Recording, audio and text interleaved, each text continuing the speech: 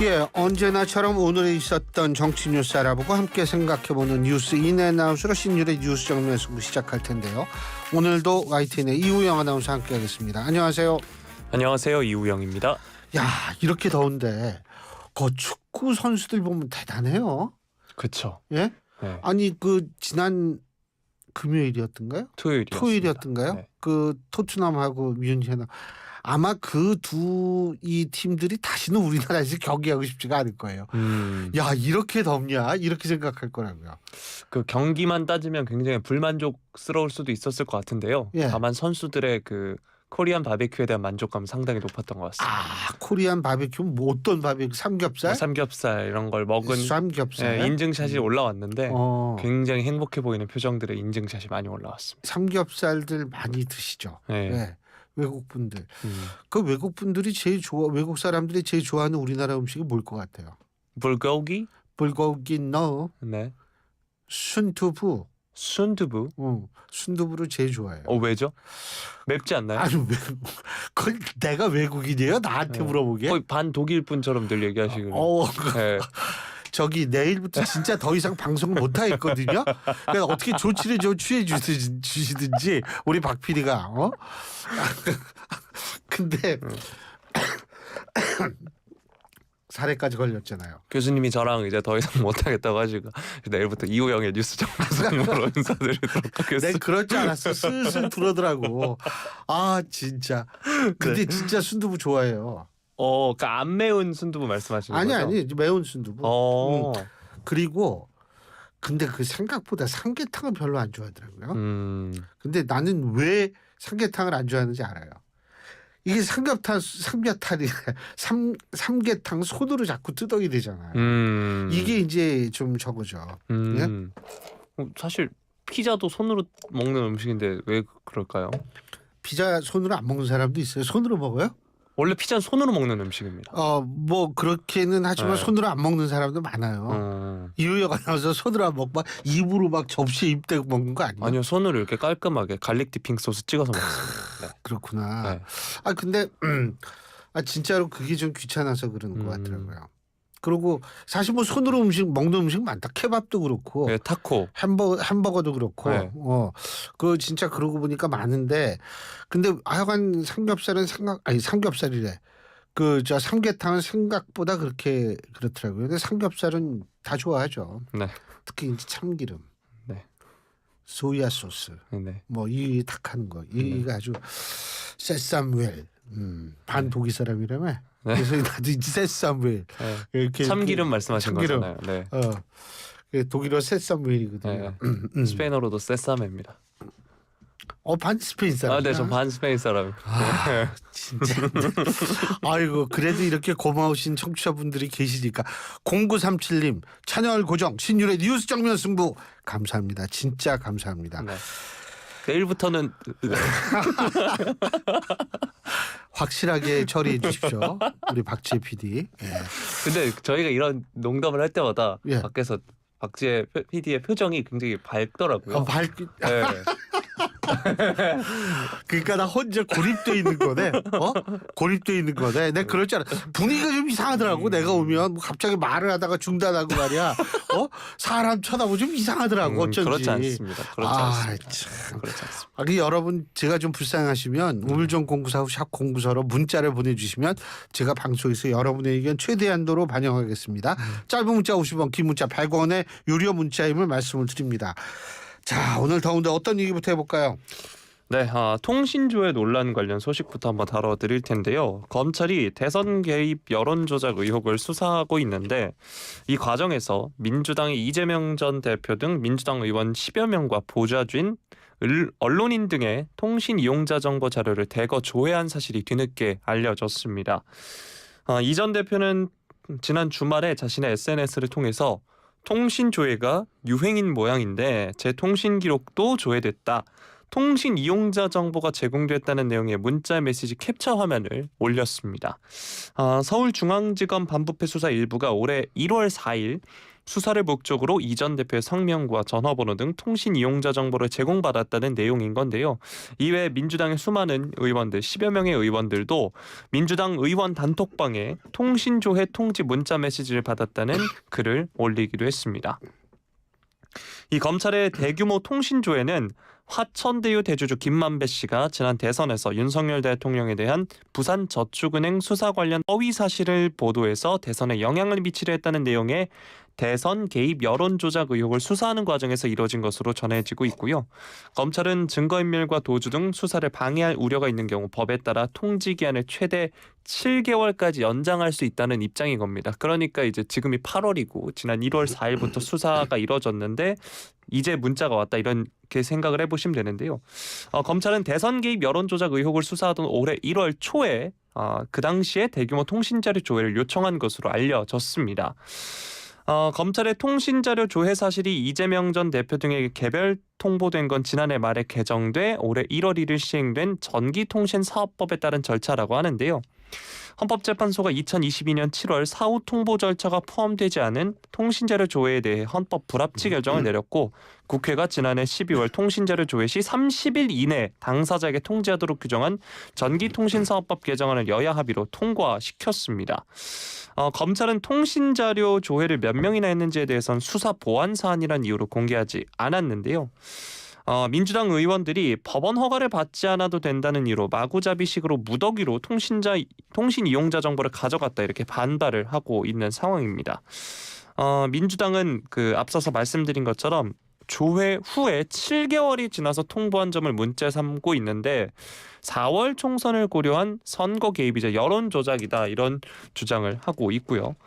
다만 통신조회 사실은 원칙적으로 조회 후 30일 이내 대상자에게 통지돼야 하지만 검찰은 증거인멸 등을 이유로 석 달씩 2차례 통지를 유예하면서 최근 통지한 것으로 지금 알려지고 있습니다. 일각에선 개정 전기통신사업법이 수사기관의 재량을 너무 넓게 허용한 거 아니냐 이런 지적도 나오고 있는 상황이고요. 민주당에서는 윤석열 정권은 검찰을 앞세운 사정 정치를 자행하고 있는 것이다 이렇게 비판을 하고 있고 국민의힘은 수사 과정에 따른 절차다라면서 별도 입장을 내지 않았습니다.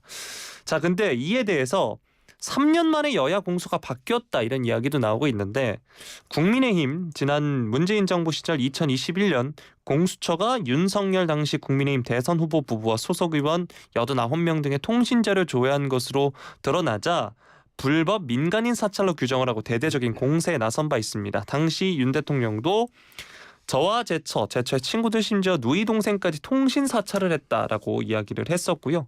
당시 민주당의 대선 후보였던 이재명 후보는 윤 후보의 검찰총장 재직 당시 검찰에서도 조회했다. 법령에 의한 행위를 사찰이라고 할 수 없다. 이렇게 주장을 한 바 있습니다.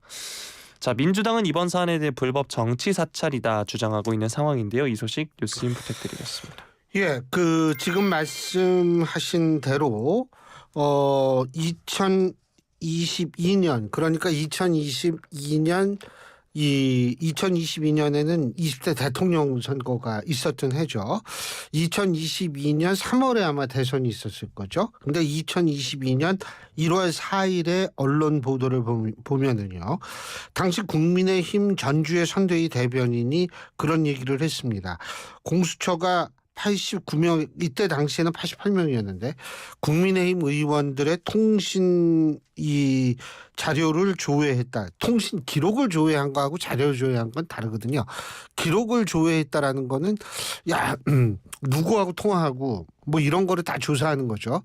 근데 지금 이 통신 조회라는 거는 이 소위 말해서 그러니까 그 번호를 가지고 있는 실소유주가 누구인지 뭐 이런 거를 조회한 이런 거니까 통신 기록까지는 포함이 안 되고 있는 걸로 알고 있는데 어쨌든 89명이면 이때 당시 국민의힘 의원 거진다를 한 거예요.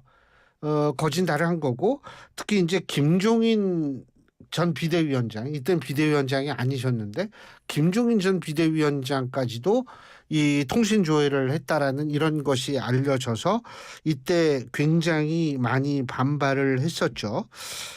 그런데 이제 이게 7개월을 문제 삼는 것 이게 뭐냐면 실제로 1개월이 맞는데요. 국회 전기통신사업법을 2022년 12월에 개정을 했는데 일단 30일 이내에 자신들이 왜 통신 이용자 정보를 조회했는지 그 목적, 그리고 누가 했는지, 그리고 이 제공받은 날짜 등을 통지를 하게 돼 있는데 증거 인멸 우려 등에 한해서 6개월 한도로 유예 가능, 다시 말해서 과로하고 총 7개월 이내에 통보할 수 있도록 되어 있습니다.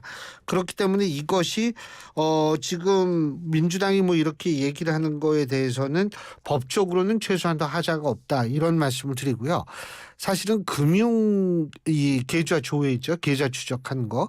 이것도 일반적으로 3개월 이내라고 얘기를 하는데 6개월에 통보되는 경우도 많은 것으로 알고 있어요.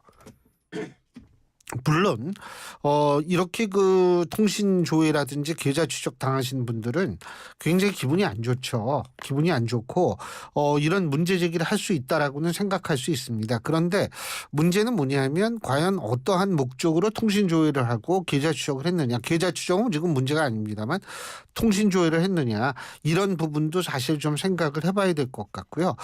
과거에도 상당히 광범위하게 오세훈 서울시장도 이 통신 조회를 그때 당했었어요. 근데 지방자치단체장을 왜 뒤졌는지 공수처, 그러니까 그때 오세훈 시장도 굉장히 이 격한 반응을 보였었거든요. 그렇기 때문에 뭐 오세훈 시장, 김종인 전 비대위원장, 윤석열 당시 후보, 그리고 89명에 걸친 국민의힘 의원들 전부 당했었는데 어쨌든 제가 볼 때에는 본인들은 굉장히 그게 문제가, 그리고 참 신전대협이라고 아시죠? 신전대협. 그 보수 대학생 단체인데 네. 제가 알기로는 이 신전대협에 있는 그 대학생들의 통신 기록도 된 것 같아요. 맞아요. 대학 단체도 통신 조회를 공수처가 당시에 했다는 것이 1월 4일자 디지털 타임스를 보시면 나오게 됩니다. 그러니까 심지어 대학생까지 이렇게 했다. 그때 당시에도 굉장히 이게 파문이 컸는데 이게 아마 통신 조회를 하면은 통신 자료 조회를 하면 계속 이런 문제가 발생을 할 거예요. 근데 왜 이것이 어떻게 유용하게 사용됐는지 나중에 결과를 보면 알 수가 있겠죠. 물론 전 당사자들이 반발하는 거는 충분히 이해하고도 남습니다. 예전에 오세훈 시장이나 김종인 전 비대위원장이나 윤석열 후보나 모두, 그리고 대학생 단체들, 대학생들도 다 반발이 심했으니까요. 그런데 이게 뭐 지나치게 반응을 했을 경우에는 사실 과거 얘기가 다시 나올 수도 있으니까요. 그거는 뭐 잘 좀 생각을 해야겠죠. 네. 자, 다음 소식은 경제 관련 소식입니다. 제 주변에서도 오늘 이 관련 인증샷이 많이 올라왔었는데요. 친구가 많다니까. 네? 친구가 많아요. 보면 이유영 아나운서. 네, 그렇습니다. 아니 저 문자 다 보내시는 분들 친구 아니야. 여론입니다. 늘 말씀드리죠. 아니야. 네. 친구예요. 네. 네. 미국발 악재의 코스피 그리고 코스닥 모두 폭락하고 있다라는 소식인데요. 그래서 사이드카를 발동을 하고 서킷 브레이커까지 발동했다는 소식 많이들 접하셨을 겁니다. 일단 서킷 브레이커 1단계가 발동이 됐다고 하는데 코스피가 오늘 오후 2시 14분 기준, 코스닥은 그보다 앞선 오후 1시 56분에 발동이 됐습니다. 사이드카는 프로그램 매매 호가 효력 일시정지 제도를 말합니다. 이게 선물 시장의 급등락이 현물 시장에 과도하게 파급되는 것을 막기 위한 안전장치인데 선물 가격이 기준가 대비 플러스 마이너스 5% 이상인 상황이 1분간 지속하는 경우 발동이 되고요. 서킷 브레이커는 증권시장에서 거래를 일시 중단하는 제도인데 경제 용어로는 이제 주식시장에서 주가가 급등이나 급락하는 경우 참여자에게 투자에 대해 냉정하게 판단할 수 있는 시간을 제공하기 위해 거래를 일시 정지하는 제도를 뜻하는 단어입니다. 서킷 브레이커 1단계의 경우에는 전 거래일 종가보다 8% 이상 떨어질 때 발동이 됩니다. 모든 주식 거래 20분 동안 중단이 되고요. 이후 10분 동안은 단일가 매매로 거래가 재개가 되는데 이 코스피와 코스닥 모두 서킷 브레이커가 발동이 됐던 게 코로나19 유행으로 투자 심리가 얼어붙었던 지난 2020년 3월 19일 이후 처음이라고 합니다. 그리고 서킷 브레이커에 앞서서 오전 11시에는 코스피, 오후 1시 5분엔 코스닥 사이드카가 발동되기도 했는데요. 오늘 장중 내림폭이 워낙 큰 만큼 큰 상황입니다. 코스닥도 폭락하고 있는 상황이고요. 이렇게 주식시장이 급락세를 보이는 이유는 미국의 경기 침체 우려가 커지고 있기 때문이다라고 합니다. 지난주에 이제 미국 경제 지표가 모두 좋지 않았었는데 구매자 관리 지수가 예상치를 밑돌아서 제조업 경기 위축 신호가 나오면서 전거래일에도 급락을 했었고요. 금요일에 발표된 고용 지표에도 경고등이 커진 바 있습니다. 뉴욕 증시가 하락한 채 문을 닫았는데 이 여파로 우리 증시도 휘청이고 있는 겁니다.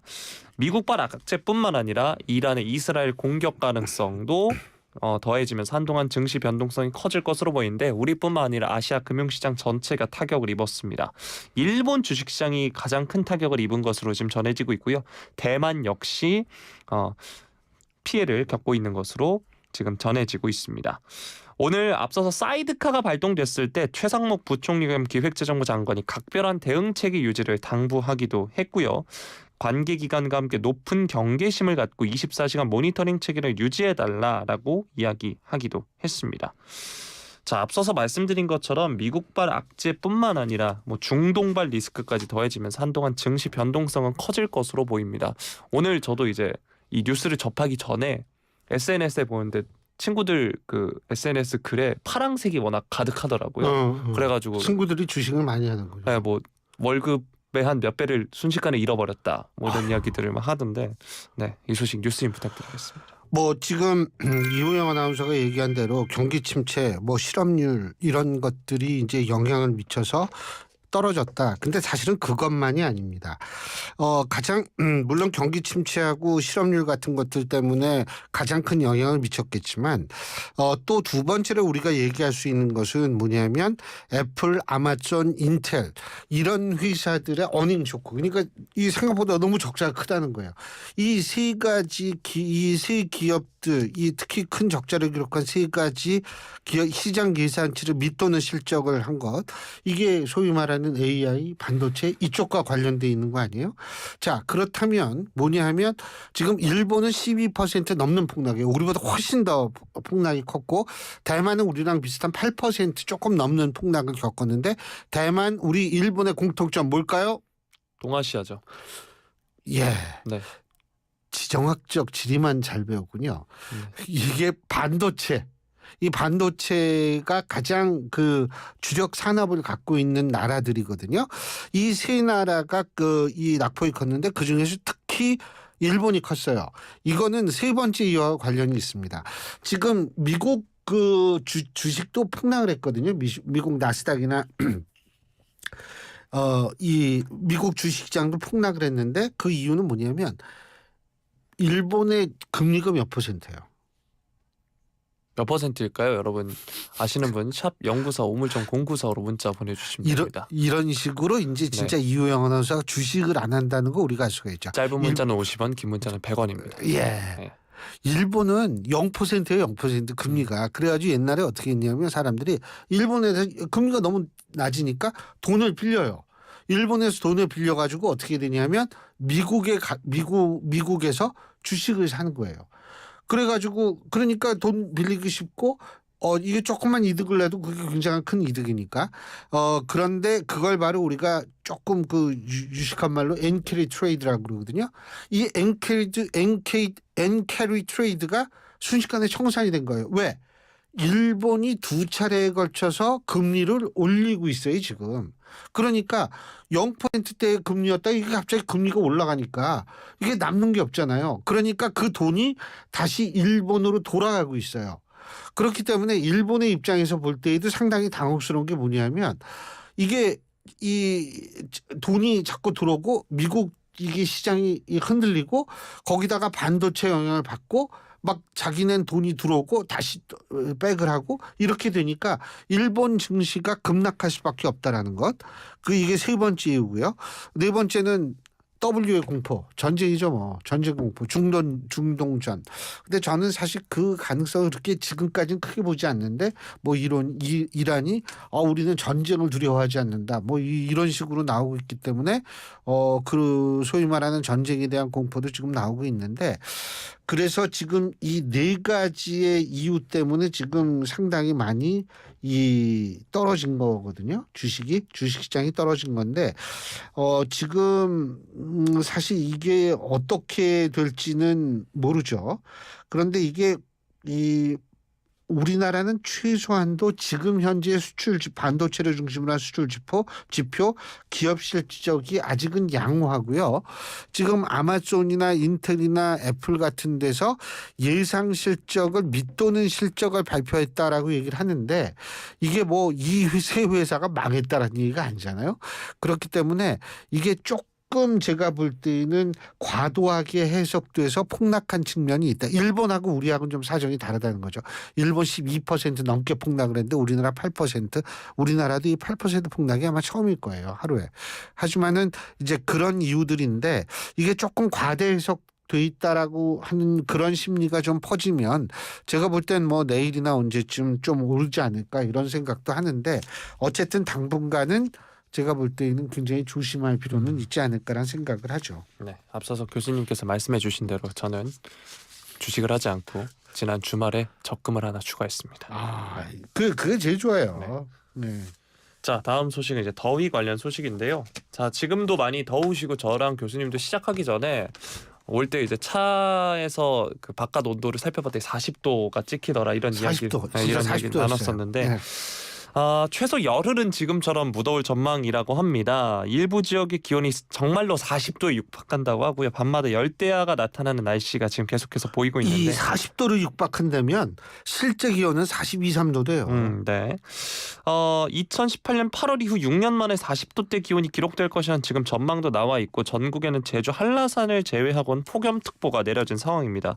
저도 이제 어제 뉴스를 전해드리면서 강릉 지역이 16일 연속 열대야가 기록이 돼서 그게 굉장히 이제 많이 뉴스에 보도가 되기도 했고요. 온열 질환자도 계속해서 발생하고 있다는 소식이 전해지고 있습니다. 지난 주말 사이에만 따져도 온열 질환 추정 사망자가 5명이었고요.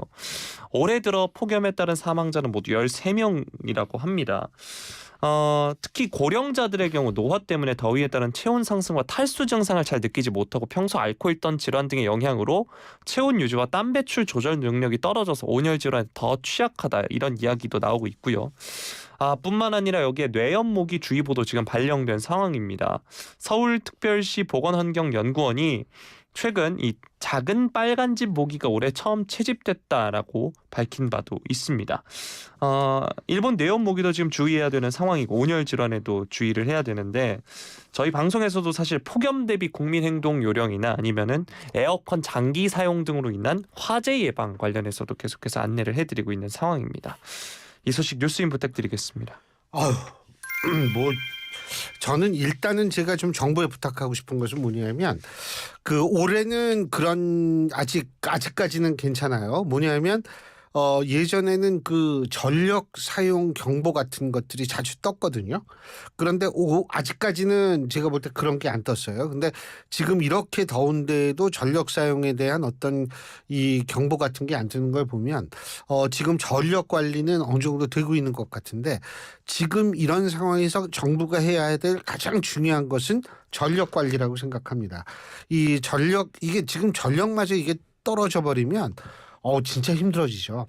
그렇기 때문에 그 관리를 잘해야 될 거고 두 번째는 뭐냐면 이 소위 말해서 지자체별로 해서 이 무더위 쉼터 같은 것들을 많이 좀 해야 될 것 같아요. 특히 이제 쪽방촌에 사시는 분들이나 이런 분들을 위해서는 그 인근 시설을 최대한도로 가동할 수 있게끔 지자체들이 좀 나서서 제가 볼 때에는 좀 조치를 취해야 될 거라는 생각이 들고요.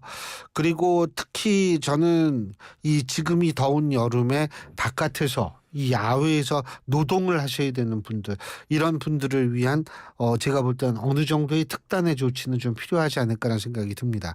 아니 공사를 한다라는 것도 이게 다 우리가 먹고 살자고 하는 건데 지금 이런 더위에서 뭔가를 한다라는 거는 저는 생각할 수 없을 것 같아요. 정말 좀 그렇고요. 근데 말라리아 얘기는 들어갔어요. 이제 그 모기는 어디 갔나? 말라리아 얘기는 또 그새 들어갔더라고요. 어디 갔는지 한번 물어보세요. 모기한테. 전화 한번 해보겠습니다. 네. 어디 갔나 봐요. 네. 그게 다행이에요. 그 말라리아 어디 간 거 보면. 예, 자 오늘 여기까지 하고요. 네. 자 다음 순서는 우리가 당분간 계속 이 여러분한테 매일매일 말씀드리는데 참 이거 하기가 좀 겸연쩍더라고요. 자 이우영의 정면 스포츠. 예, 네, 예, 감사합니다. 참 날이 갈수록 이제 근데 그 호흡이 잘 앞에, 맞고 있어요. 그렇죠. 네. 앞에 그쪽은 뭐 이게 뭐니? 그럼 상담소 막 이런 거 하잖아요. 예? 근데 이거 그분들은 그냥 잘하는데 난 이거 할 때마다 좀 겸연쩍어가지고 이게. 아니면 예. 이제 제가 혼자 할까요? 뭐 혼자 해도 혼자 돼요. 하다 보면 또 혼자 할 거고. 그럼 내가 반드시 해야지. 왜냐면 슬글슬글 들어오고 있는데 이거 혼자 하게 놔두면 안 돼요 이거. 네. 예. 오늘 또 전해드릴 시간이 많이 없어서 빠르게 정리를 해드리면 일단 조금 전에 첫 이관왕이자 단체전 은메달 그리고 3연패 파리에서 우리 펜싱의 새 역사를 쓴 뉴 어펜져스 대표팀이 조금 전 귀국했다는 소식도 전해졌고요. 또 정말 기분 좋은 소식이 조금 전에 들어왔습니다. 조영재 선수 사격 남자 25m 권총 속사 결승에서 은메달을 따냈다는 소식 지금 조금 전에 전해져서 우리 대표팀은 금메달 10개, 은메달 8개, 그리고 동메달 7개, 총 25개 메달로 종합순위 현재 6위를 기록하고 있는 상황입니다.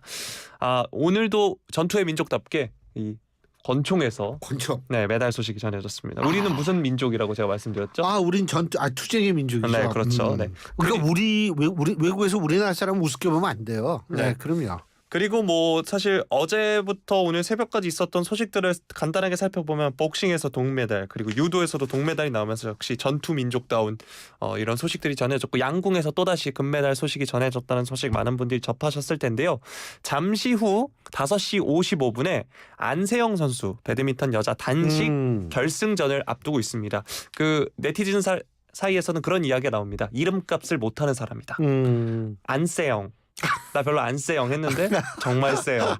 안세영 선수 금메달 더운데 응원하도록 좋아요. 하겠습니다. 네. 네. 그 우리나라 양궁을 외국 선수들이 뭐라 그러는지 아세요? 뭐라고 부르죠? 자연재해라 그런대요. 아, 내가 어제 진짜 그게 왜 그러냐면 어제 그 중국 선수 이름을 제가 잊어먹었는데 그 중국 선수 하나 우리나라 선수랑 붙었는데 진짜 잘 쐈어요. 근데 우리나라 선수 계속 10을 기록하니까 이 선수가 다른 사람하고 준결승에서 붙었으면 올라갔죠. 그러니까 우리나라하고만 붙으면 안 되는 거예요. 이거 자연재해예요. 이건 진짜 어쩔 수가 없는 거예요. 예. 그래서 사실 우리 양궁 대표팀은 올림픽 메달보다 이제 선수 선발전이 더 어렵다라는 이야기가 근데 나오고 있고. 정말 우리 네. 선수들 대단하더라고요. 그리고 또 양궁 협회 회장에 대한 칭찬도 자자합니다. 그렇죠. 맞아요. 네. 뭐 로봇을 통해 가지고 연습시킨다 그러잖아요. 그리고 뭐 축구장에 불러서 이제 소음 훈련도 하고. 갑자기 축구 얘기하니까 갑자기 분위기 쌓여지는데 아니요, 어쨌든 제가 말씀드리고 있는 건 양궁협회 정 회장. 예, 그죠. 그분에 대한 칭찬은 자자하다. 둘 다 정치니까 어쨌든. 네. 근데 저는 여기까지만 말씀드리도록 하겠습니다. 근데 어쨌든 근데 내가 우리나라 양궁 만나면 포기하게 된다는 거예요. 그러니까 태풍 만나면 우리가 어쩔 수 없잖아요. 똑같은 거예요. 우리나라 양궁. 외국에게 공포를 줄 수 있는 대한민국 양궁. 정말 대견합니다. 여기까지 하죠. 수고하셨습니다. 고맙습니다. 예, 지금까지 이우영 아나운서와 함께했습니다. 대한민국 대표 트렌치 코리아 트렌치